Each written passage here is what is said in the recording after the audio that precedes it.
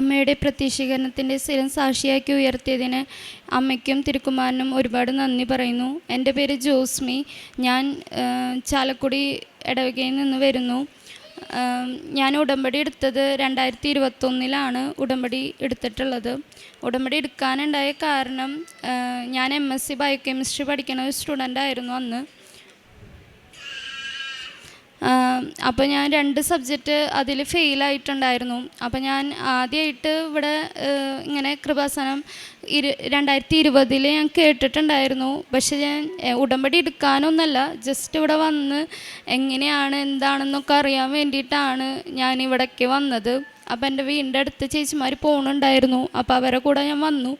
അപ്പോൾ ഇവിടെ വന്ന് കഴിഞ്ഞപ്പോൾ എനിക്കൊന്നും മനസ്സിലാവണില്ല. ഞാൻ ഒന്നുമില്ല എന്ന് പറഞ്ഞിട്ട് ഇവിടെ നിന്ന് എൻ്റെ വീട്ടിലേക്ക് പോയി. അപ്പോൾ അമ്മേരെ അടുത്ത് പറഞ്ഞു, ഇതൊന്നുമില്ല എന്ന് പറഞ്ഞിട്ടാണ് ഞാൻ പോണത്. അത് കഴിഞ്ഞ് ഞാൻ എക്സാം എഴുതി, 2 വട്ടം എഴുതി, ഫെയിലായി. അത് കഴിഞ്ഞ് 2021 എനിക്ക് രണ്ടാമതും എക്സാം എഴുതിയിട്ടൊന്നും ഞാൻ പാസ്സാവണില്ല. അപ്പോൾ രണ്ടാമത് എന്നോട് ആൾക്കാർ പറഞ്ഞു, നീ ഉടമ്പടി എടുക്കുക, കൃപാസനം ഉടമ്പടി പോയി എടുക്കുക എന്ന് പറഞ്ഞു മാതാവിൻ്റെ അടുത്ത്. അപ്പോൾ ഞാൻ രണ്ടാമതും വന്ന് ഉടമ്പടി എടുക്കാമെന്നതിൽ ഞാൻ വന്നു, ഉടമ്പടി എടുത്തു. അങ്ങനെ ഞാൻ തിരിച്ചു പോയി. അപ്പോൾ ഞാൻ ഓൺലൈൻ ധ്യാനങ്ങളൊക്കെ കൂടാൻ തുടങ്ങി. അപ്പോൾ എനിക്ക് മാതാവിനെ കുറിച്ച് മനസ്സിലാവാനും മാതാവ് എങ്ങനെയാണെന്നുള്ളതൊക്കെ നമുക്ക് അച്ഛൻ്റെ ധ്യാനത്തിലൂടെ എങ്ങനെയാണെന്നൊക്കെ ഞാൻ മനസ്സിലാക്കി തുടങ്ങി. അങ്ങനെ എനിക്ക് ഹോൾ ടിക്കറ്റ് എക്സാമിൻ്റെ 10 ദിവസം നമുക്ക് ഹോൾ ടിക്കറ്റ് കിട്ടിക്കഴിഞ്ഞാൽ അച്ഛൻ്റെ ക്ലാസ്സിൽ അച്ഛൻ പറഞ്ഞു, വന്നു കഴിഞ്ഞാൽ എക്സാമിൻ്റെ ഹോൾ ടിക്കറ്റ് ഉണ്ടെങ്കിൽ അച്ഛനെ കാണാമെന്ന് പറഞ്ഞു. അങ്ങനെ ഞാൻ അമ്മോട് പറഞ്ഞു, അമ്മ എനിക്ക് പോയേ പറ്റൂ, എനിക്ക് അച്ഛൻ്റെ അടുത്തൊന്ന് പോകണം അമ്മ എന്ന് പറഞ്ഞു. അങ്ങനെ ഞാൻ അമ്മയും കൂടിയിട്ട് ട്രെയിനിൽ വന്ന് അച്ഛൻ്റെ അടുത്ത് കണ്ട്. അപ്പം അച്ഛൻ്റെ അടുത്ത് പറഞ്ഞു, നിൻ്റെ കൃപ കൊണ്ടല്ല മാതാവിൻ്റെ കൃപ കൊണ്ടാട്ടാന്ന് പറഞ്ഞു. അങ്ങനെ ഞാൻ അവിടെ നിന്ന് പോയി എക്സാം എഴുതാൻ പോയി. എക്സാമിന് ഞാൻ ഇവിടുത്തെ നേർച്ച ദിവസമായി ഉപ്പിട്ടിട്ട് എക്സാം ഹാളിൽ പ്രാർത്ഥിക്കുമായിരുന്നു. പിന്നെ വിശ്വാസ പ്രമാണമൊക്കെ ചൊല്ലിയിട്ടാണ് ഞാൻ എക്സാമിന് ഇരുന്നത്. പക്ഷെ എക്സാം പേപ്പർ കിട്ടിയപ്പോൾ എൻ്റെ കയ്യിൽ ബ്ലാങ്ക് ആയിരുന്നു. എനിക്കൊന്നും അറിയണ്ടായിരുന്നില്ല, എങ്ങനെ എക്സാം എഴുതിയെന്ന് പോലും എനിക്ക് അറിയണ്ടായിരുന്നില്ല. പക്ഷേ റിസൾട്ട് വന്നപ്പോൾ ഞാൻ 2 സബ്ജക്റ്റ് ഞാൻ 2 വട്ടം എഴുതിയിട്ടും പാസ്സാവാത്തത് ഞാൻ പിന്നെ അതിൽ പാസ്സായെന്ന് ഞാൻ കണ്ടത്. പിന്നെ അതേപോലെ തന്നെ രണ്ടാമത്തെ സാക്ഷി എന്ന് പറയുന്നത്, എൻ്റെ മാരേജ് കഴിഞ്ഞിട്ട് 6 വർഷത്തോളം ആയിട്ടുണ്ടായിരുന്നു. ഞങ്ങൾക്കൊരു കുഞ്ഞുവാവ ഉണ്ടായിരുന്നില്ല. അപ്പോൾ അതിനും ഞാൻ വെച്ചിട്ടുണ്ടായിരുന്നു. പക്ഷേ ഞാൻ കുറേ ഡോക്ടേഴ്സിനെ 4-5 ഡോക്ടർമാരുടെ അടുത്ത് മാറി പോവും. അപ്പോൾ അവരൊക്കെ സ്കാനിങ്ങിൽ പറയും, കുഴപ്പമൊന്നുമില്ല, 2 പേർക്കും കുഴപ്പങ്ങളൊന്നുമില്ല, നിങ്ങൾക്ക് ഉണ്ണീനെ കിട്ടും. പക്ഷേ എന്തുകൊണ്ടാണ് ഡിലേ വരണേന്നൊന്നും ഞങ്ങൾക്ക് അറിയണ്ടായിരുന്നില്ല. ഓരോ വട്ടം ഞാൻ ഓരോ ഡോക്ടർമാരുടെ അടുത്ത് മാറി പോകുമ്പോഴും അപ്പോൾ എനിക്ക് PCODയുടെ തുടക്കമുണ്ടെന്ന് പറഞ്ഞ്, അപ്പോൾ അതുകൊണ്ടായിരിക്കും നിനക്ക് കിട്ടാത്തത്. അങ്ങനെയാണ് പിന്നെ ഡോക്ടർമാർ പറഞ്ഞുകൊണ്ടിരിക്കുന്നത്. പക്ഷേ എന്താണ് തടസ്സം എന്നൊന്നും ഞങ്ങൾക്ക് അറിയണ്ടായിരുന്നില്ല. അങ്ങനെ ഞാൻ ഉടമ്പടിയിൽ അത് വെച്ചു. അത് കഴിഞ്ഞിട്ട് ഞാൻ ഹസ്ബൻഡും കൂടിയിട്ട് ദുബായിലാണ്. ഞങ്ങൾ 2 പേരും അവിടെ ഇവിടെ ആയിരുന്നു. പക്ഷേ ഞങ്ങൾക്ക് 2 പേർക്ക് ഒരുമിച്ച് നിൽക്കണം എന്നുണ്ടായിരുന്നു. പക്ഷേ അത് കുറേ തടസ്സങ്ങൾ അതിലുണ്ടായിരുന്നു. അപ്പോൾ അതും ഞാൻ ഉടമ്പടിയിൽ വെച്ചിട്ടുണ്ടായിരുന്നു. ഞങ്ങൾക്ക് ഇവിടെ ദുബായിൽ ഒരുമിച്ച് നിൽക്കണം, ഒരു സ്ഥലത്ത് നിൽക്കണം എന്നുള്ളത്. അപ്പോൾ ഹസ്ബൻഡാണെങ്കിൽ ആൾ സൂപ്പർവൈസറായിട്ടുണ്ടായിരുന്നു കല്യാണത്തിൻ്റെ സമയത്ത്. അപ്പോൾ ഞങ്ങൾക്ക് റൂമൊന്നും ഉണ്ടായിരുന്നില്ല. അപ്പോൾ എന്നെ കൊണ്ടുപോകാൻ പറ്റിയിരുന്നില്ല. അത് കഴിഞ്ഞിട്ടാണ് പിന്നെ എനിക്ക് ആൾക്ക് പ്രൊമോഷനായപ്പോൾ ഞങ്ങൾക്ക് ഉണ്ടായിരുന്നു റൂം കിട്ടും, എന്നെ കൊണ്ടുപോകാൻ പറ്റും എന്നുള്ളത്. അപ്പോഴും പിന്നെയും കൊറോണയുടെ ഇഷ്യൂ വന്നപ്പോൾ ആ റൂൾ അവരെടുത്തു മാറ്റി. അപ്പോൾ ഞങ്ങൾക്ക് പോകാൻ പറ്റിയിരുന്നില്ല. അത് കഴിഞ്ഞിട്ടാണ് ഞാൻ ഉടമ്പടിയിൽ വെച്ച ആൾക്ക് വേറെ ഹോട്ടലിൽ, അപ്പോൾ ഞങ്ങൾ സ്റ്റുഡിയോ റൂമാണ് ഞങ്ങൾക്ക് ഉണ്ടാവുള്ളൂ എന്ന് ഞങ്ങൾ വിചാരിച്ചു. പക്ഷേ മാതാവിൻ്റെ ഇടപെടലുകൊണ്ട് ഞങ്ങൾക്ക് അത് 1 BH ഫ്ലാറ്റ് പോലെ ഞങ്ങൾക്ക് ആദ്യം കിട്ടി. അങ്ങനെ ഓരോ വർഷങ്ങളായിട്ടാണ് എനിക്ക് മാതാവ് ഓരോന്നോരോന്ന് തന്നു. ആദ്യം എൻ്റെ എക്സാം പാസ്സാക്കി തന്നു. അത് കഴിഞ്ഞ് ഞങ്ങൾക്ക് ഒരുമിച്ച് നിൽക്കാനുള്ള ഒരു അവസരം കാട്ടി. അത് കഴിഞ്ഞിട്ടാണ് ഞങ്ങളുടെ കുഞ്ഞുമാവനെ ഞങ്ങൾക്ക് തന്നത്. അപ്പോൾ ഞാനിവിടെ വന്നിട്ട് ഞാൻ ദുബായിക്ക് ഞങ്ങൾ ആദ്യമായിട്ട് ഒരുമിച്ച് പോണ സമയത്ത് അച്ഛനെ കണ്ടിട്ടുണ്ടായിരുന്നു. 5 വർഷമായിട്ടുണ്ടായിരുന്നു അന്ന്. അപ്പോൾ ഞാൻ അച്ഛനെ കണ്ട് പ്രാർത്ഥിച്ചു. അപ്പോൾ അച്ഛൻ ഞങ്ങൾക്കൊരു തൈലവും അടിവയറ്റിൽ തൈലം കുരിശ് വെച്ച് പ്രാർത്ഥിക്കാനും ഒരു കാശ് രൂപം തന്നിട്ടുണ്ടായിരുന്നു. എന്നിട്ട് അച്ഛൻ ഞങ്ങളോട് പറഞ്ഞു, അടുത്ത കൊല്ലം അമ്മയ്ക്കും വന്ന് സാക്ഷ്യം പറയണം കേട്ടോ, ജോസഫ് അച്ഛൻ പറഞ്ഞിട്ടുണ്ടായിരുന്നു. അങ്ങനെ ഞങ്ങൾ പോയി. പക്ഷെ ഞാൻ PCOD മരുന്നോ ഒന്നും ഞാൻ കൊണ്ടുപോയിട്ടുണ്ടായിരുന്നില്ല. ആ പ്രാവശ്യം ഞാൻ പോകുമ്പോൾ ഒരു മരുന്ന് പോലും ഞാൻ കൊണ്ടുപോകാണ്ടാണ് ഞാൻ മാതാവ് എനിക്ക് തരും എന്നുള്ള ഉറച്ച വിശ്വാസത്തിൽ ഞാൻ ഒരു മരുന്നും ഒന്നും എടുത്തിട്ടുണ്ടായിരുന്നില്ല. ഞാൻ അങ്ങനെ പോയി. അങ്ങനെ ഏപ്രിലാണ് ഞാൻ ഇവിടെ വന്നത്, ഉടമ്പടി പുതുക്കിക്കൊണ്ടിരുന്നതെന്ന്. അത് കഴിഞ്ഞ് ഞാൻ ജനുവരി ആയപ്പോൾ ഞാൻ കൺസീവായി. അത് എൻ്റെ ഡെലിവറി ഡ്യൂ ഡേറ്റ് വരുന്നത് ശരിക്കും ഒക്ടോബർ 15. അപ്പോൾ എനിക്കറിയായിരുന്നു ഇത് മാതാവിൻ്റെ വാവന്നെയായിരിക്കും. എന്ന് വെച്ചാൽ ഒക്ടോബർ എന്ന് പറഞ്ഞു കഴിഞ്ഞാൽ മാതാവിൻ്റെ മാസം തന്നെയാണ്. അപ്പോൾ എനിക്ക് ഒരാഗ്രഹം ഉണ്ടായിരുന്നു മാതാവിൻ്റെ മാസം തന്നെ. എന്ന് വെച്ചാൽ ഫസ്റ്റ് ഡെലിവറിക്ക് ആകുമ്പോൾ ഏകദേശം ഒരു സെപ്റ്റംബർ ലാസ്റ്റ് അതോട് കൂടിയിട്ടൊക്കെ മിക്കവാറും ഉണ്ടാവും എന്ന് പറഞ്ഞു ഡോക്ടേഴ്സ്. അതിൻ്റെ ഉള്ളിൽ എൻ്റെ വേരിയേഷൻ വന്നു, പ്രഷറിൻ്റെ വേരിയേഷനൊക്കെ വന്നു. അപ്പോൾ എൻ്റെ ഒരു ആഗ്രഹം എനിക്ക് ഒക്ടോബറിൽ തന്നെ ഡെലിവറി വേണം എന്നുള്ളത്. അത് കഴിഞ്ഞ് പിന്നെ ഞങ്ങൾ ദുബായിൽ നിന്ന് ഡോക്ടേഴ്സ് ഇത്രയും വർഷം എത്തിയിട്ട് കിട്ടിയത് കൊണ്ട് ഡോക്ടേഴ്സ് ആരും ഞങ്ങൾക്ക് ഉറപ്പ് പറയണില്ല ഇത് പിടിച്ചു നിൽക്കുമോ എങ്ങനെയാണെന്നുള്ളത്. അപ്പോൾ എനിക്ക് ട്രാവൽ ചെയ്യാൻ പാടില്ലായിരുന്നു. 3 മാസം ഡോക്ടറോട് ചോദിക്കും, അപ്പോൾ ഡോക്ടർ പറയില്ല ഇപ്പോൾ പോകാൻ പറ്റില്ല. അങ്ങനെ 5 മാസം എത്തിയാലാണ് ഞാൻ ഉറപ്പ് പറയുള്ളൂ എന്ന് പറഞ്ഞു ഡോക്ടർ. അങ്ങനെ ഞങ്ങൾ 5 മാസം തുടക്കത്തിൽ തന്നെ ഞങ്ങൾ പോന്നു. പക്ഷേ എനിക്ക് നാട്ടിലേക്ക് വരാനായിട്ട് ഞാൻ ഓൺലൈനിൽ കുർബാന കൂടുമായിരുന്നു. പക്ഷേ എനിക്ക് ഈശോനെ സ്വീകരിക്കണമായിരുന്നു എന്നുള്ള വലിയൊരു ആഗ്രഹമായിരുന്നു. കാരണം എൻ്റെ ഉദരത്തിലുള്ള കുഞ്ഞുവാവയ്ക്ക് എന്നിലൂടെയാണ് ഈശോനെ സ്വീകരിക്കാൻ ഇപ്പോൾ പറ്റുള്ളൂ. അപ്പോൾ അത് എനിക്കൊരു ഏറ്റവും വലിയൊരു ആഗ്രഹമായിരുന്നു. അങ്ങനെ അവിടെ നിന്ന് നാട്ടിലേക്ക് 5-ാം മാസം വന്നു. ആ ട്രാവലിംഗ് എന്ന് പറയുന്നത് ഞങ്ങൾ ഫ്ലൈറ്റ് 8 മണിക്ക് ഫ്ലൈറ്റ് എടുക്കണത്.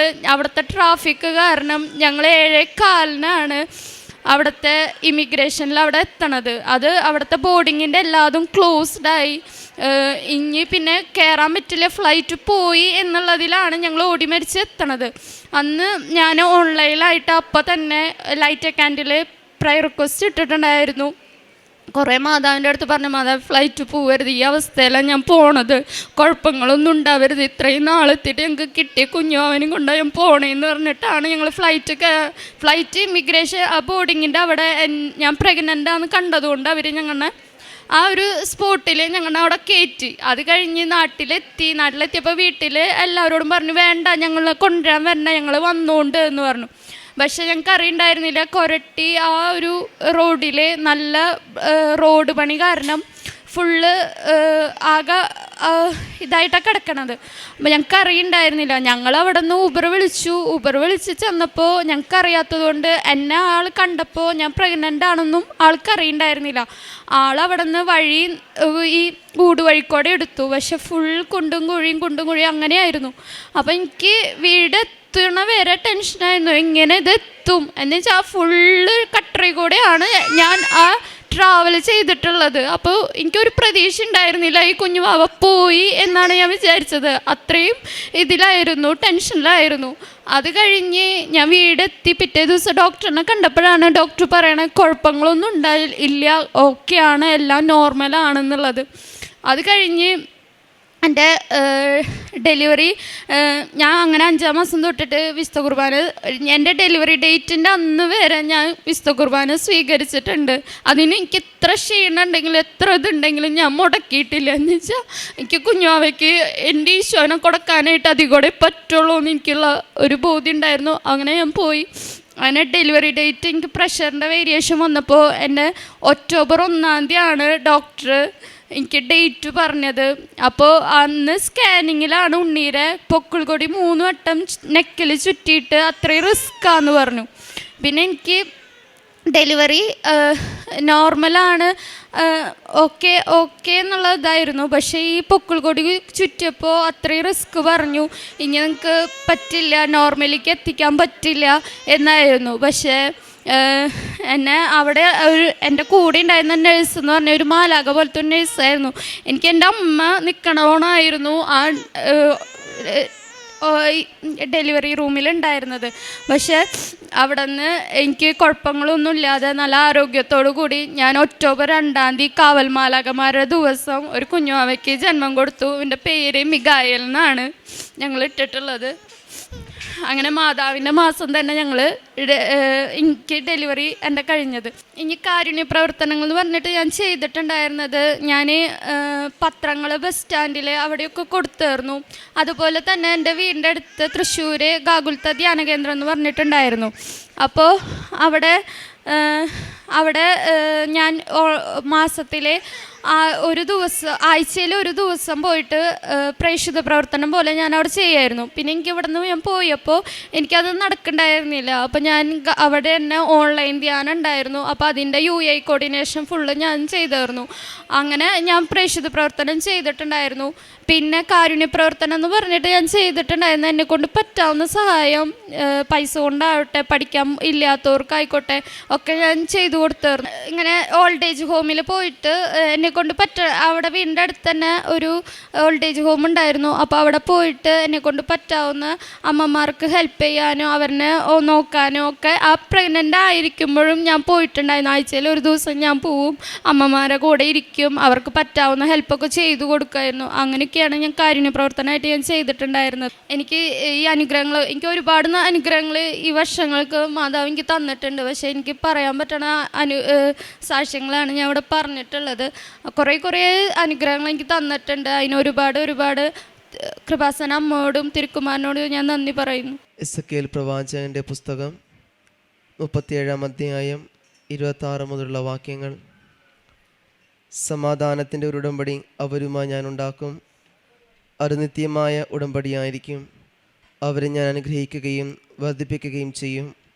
അവരുടെ മധ്യേ എൻ്റെ ആലയം ഞാൻ എന്നേക്കുമായി സ്ഥാപിക്കും. പരിശുദ്ധ അമ്മയുടെ പ്രത്യക്ഷീകരണ സാക്ഷിയായിട്ട് ജോസ്മി മനു ചാലക്കുടി തൻ്റെ അനുഭവ സാക്ഷി നമുക്ക് മുമ്പിൽ പങ്കുവെക്കുകയായിരുന്നു. ഉടമ്പടി എടുക്കാനുണ്ടായ സാഹചര്യവും അതിനെ തുടർന്നാണെങ്കിലും MSc ബയോകെമിസ്ട്രി ആ വിഷയത്തിൽ 2 വിഷയങ്ങൾ ഫെയിലായി കിടക്കുകയായിരുന്നാൽ പരിശുദ്ധ അമ്മയോട് ചേർന്നുകൊണ്ട് ജോസഫ് അച്ഛനെ കണ്ട് പ്രാർത്ഥിക്കുകയും, എന്നാൽ അച്ഛൻ്റെ പ്രാർത്ഥനയിലൂടെ അച്ഛൻ പറഞ്ഞ കാര്യങ്ങൾ ജോസ്മിത്തിൻ്റെ വാക്കുകളിൽ നമുക്ക് പറഞ്ഞു തരുന്നുണ്ട്. നിൻ്റെ കൃപയാലല്ല, മാതാവിൻ്റെ കൃപയാലാണ് നിനക്കത് സാധിക്കുന്നത് എന്നുള്ളത്. അവർ ഉറച്ച വിശ്വാസത്തോടുകൂടി പരിശുദ്ധ അമ്മയോട് ചേർന്നുകൊണ്ട് തനിക്ക് ആ വിഷയങ്ങൾ പാസ്സാകുവാനായിട്ട് സാധിക്കുക ചെയ്ത്, അതിനോട് ചേർന്ന് തന്നെയാണെങ്കിലും ഇവിടെ ജീവിതത്തിൽ വലിയൊരു ദൈവാനുഗ്രഹം എന്ന് പറയുന്നത് 6 വർഷങ്ങൾക്ക് ശേഷം ഒരു കുഞ്ഞിനെ നൽകി പരിശുദ്ധ അമ്മ അനുഗ്രഹിച്ചു എന്നതാണ്. കാരണം യാതൊരു വിധമായ പ്രശ്നങ്ങളൊന്നുമില്ല എങ്കിലും എന്താണ് കുഞ്ഞ് ഡെലിവറി ആകത്തിൻ്റെ ഒരു വലിയ ബുദ്ധിമുട്ടിലാണ് കടന്നു പോയിക്കൊണ്ടിരുന്നത്. എന്നാൽ പരിശുദ്ധ അമ്മയുടെ അനുഗ്രഹത്തോടുകൂടി ഒരു കുഞ്ഞിനെ പരിശുദ്ധ അമ്മ നൽകി അനുഗ്രഹിക്കുകയും ചെയ്തു. അതിന് മുമ്പോട്ടാണെങ്കിലും നിരവധിയായ തടസ്സങ്ങളിലൂടെയും ബുദ്ധിമുട്ടിലേക്ക് കടന്നു പോകുമ്പോഴും ലൈറ്റ് കാൻഡിൽ പ്രയർ ഇട്ടുകൊണ്ട് പരിശുദ്ധ അമ്മയോടുള്ള പൂർണ്ണമായൊരു ആശ്രയവും വിശ്വാസം തന്നെയാണ് പൂർണ്ണമായിട്ടും മികാൽ എന്ന ഒരു കുഞ്ഞിനെ പരിശുദ്ധ അമ്മ ഇവർക്ക് നൽകി അനുഗ്രഹിക്കുക ചെയ്തത്.